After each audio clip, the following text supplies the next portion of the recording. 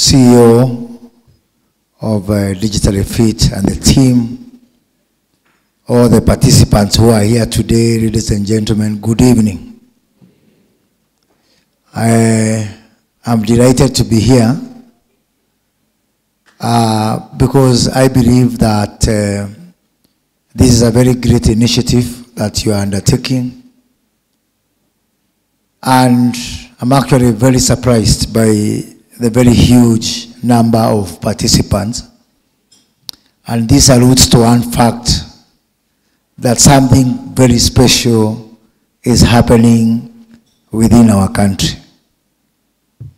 The first place, the first thing to do, if you are somebody from out there trying to understand about a country that you've never been, even for you, is to go online and search and find out information about a particular business, a particular person. It is not uncommon for me when I am receiving foreign dignitaries and guests. By the time they meet me, they know all my full names, they know all the schools I went to, they know my children, they know all my wives, official and unofficial. You cannot hide in this age and time because the internet and because the capabilities that have been unleashed by technology has made the world a very flat place, a place where you cannot hide. And so therefore, how we use this capability is actually up to us. We can use it for destructive purposes. We can use it for morally unacceptable purposes. Or we can use it for good, to make society better, and for you who are sitting here, to make your businesses thrive. And let me say that the government of Kenya, I wanted to see whether there is a category for government, because I dare say that if there was a category, or if the government of Kenya was also part of this, we would score very well right now. 13,000 government services have now been availed online through our e-citizen platform, meaning that the government of Kenya is among the most digitally fit organizations that are in the country today. So you might want to give me that award and I go with it.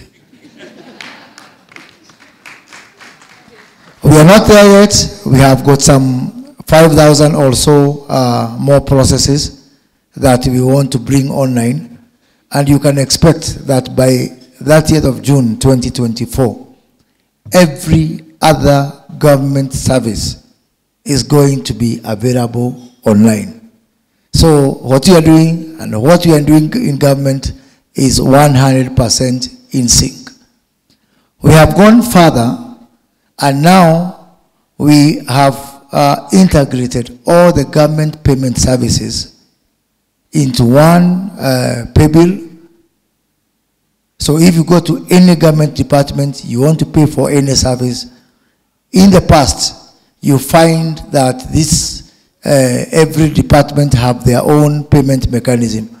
So as part of the convergence of availing government services online, we have also now consolidated the payment mechanism. And because of that, we expect that by end of 2024, we shall have added revenue to government by Kenya shillings 1.5 trillion of money that was not there. But because of the power of digitization, this money, which was getting lost, not accounted, not visible, is going to be available now to assist the country within the path of development. So that is our own government version of e-commerce. So we are right there in terms of access.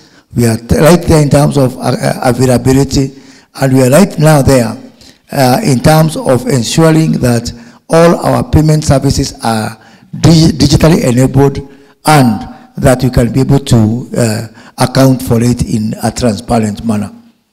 We are also accelerating efforts to avail digital and remote jobs to Kenyans. And let me tell you something. Today, if you go to the streets of Nairobi, for example, you find a big car.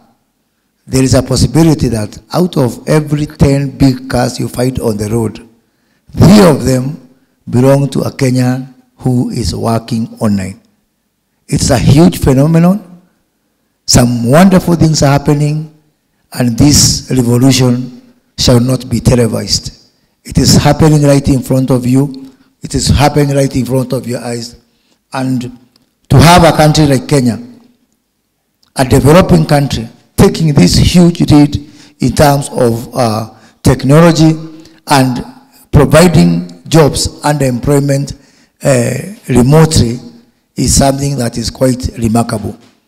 Kenya is the second country in Africa to attract private equity investment in the tech sector, just coming second from Nigeria. And there's a possibility that this year, Kenya will actually surpass the rest of the continent in terms of new private equity investment, most of it targeting the tech sector. And also, we are now rolling out centers for digital work across the country. Huduma centers, which come right under me in my ministry. We have partnered with the Ministry of ICT. In every constituency, all the 290 constituencies, by end of this financial year, that is 30th of June, we will have a digital center, a digital hub, which is both a center for digital remote working and also a Huduma center.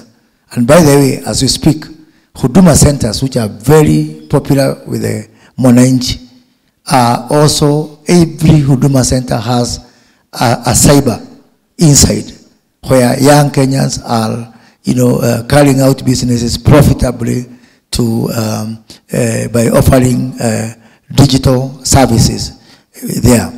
We are going to, in this year also, expand our Huduma centers so that they can also offer private sector services on behalf of the private sector.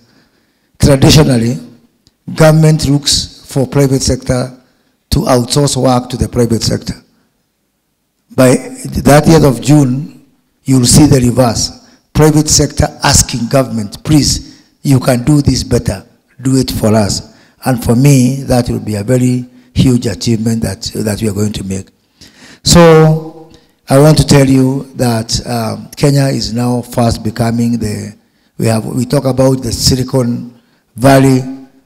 Now we are seeing our version of the Silicon Savannah. We want to take our leadership role. We want to ensure that technology is the driver for driving, one, our government services, two, jobs and availing jobs for the young people. So as we move into the future, and as I conclude, we are only going to have 2 kinds of businesses. Category 1 are businesses like yourself, which are digitally fit. Category 2 are going to be businesses that are going to be out of business. It's that simple. Thank you very much.